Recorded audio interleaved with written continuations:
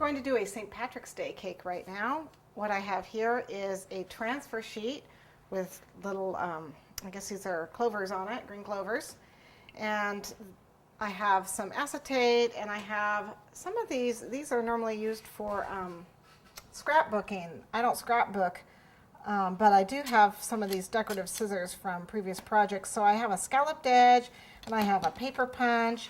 They make these in all sorts of shapes and sizes and different decorations. So we can use these on our chocolate wraps. So what I did is I got a, I have a 5-inch cake here that is 4 inches high, and this is how high I'm going to make the wrap. Goes around, and then I have another piece that I'm going to go ahead and cut with these decorative scissors. They've got that pretty scalloped edge. So if I cut it like so, see how it makes a pretty scallop? And you can, this again, this is freezer paper. I've done it already with the acetate, just because I want to be able to use it many times. And then the punch, I just went ahead and wrap it around, make sure it's the right size. Okay, and then I just punched it out. Just put it in there. You can see it off the back, and you just press, and see how it punches it out? Just do it at intervals going along. Better if you do it on the ground. It's easier that way. There we go. And you just punch it along, all along the edge. And what I did is I already did it in the acetate. As you can see, I've already used it. I'm going to reuse it again. Okay. So to start this wrap, let's go ahead and get our sheet cut. Now, for this transfer sheet, you can see it doesn't make it all the way around the cake. I have my acetate already measured. It doesn't make it all the way around, so what I'm going to do is tape 2 pieces together.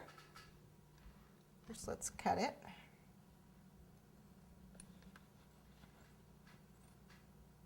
And then because I'm going to have to use 2 of these, okay, we want to make sure that it actually doesn't matter which way you do it. There is no.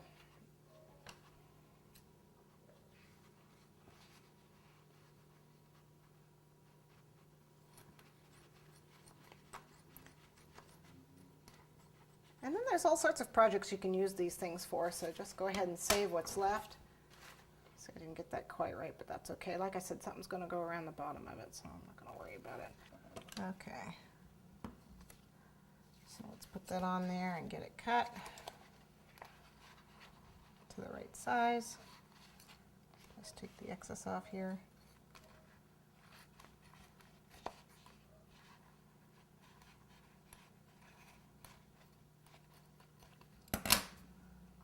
Make sure that's the bottom. Okay.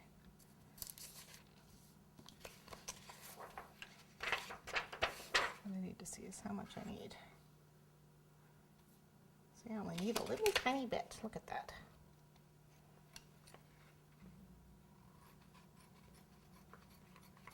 There. Okay, and what you want to do is just tape these 2 together on the back. Now this is the side where I can feel the cocoa butter is. So you want to flip it over to the shiny side and tape it together here.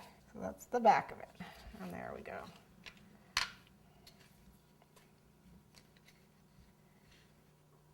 There we go there, and that's the excess piece right there.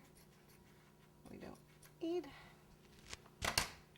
Okay, that looks good. Out of my way.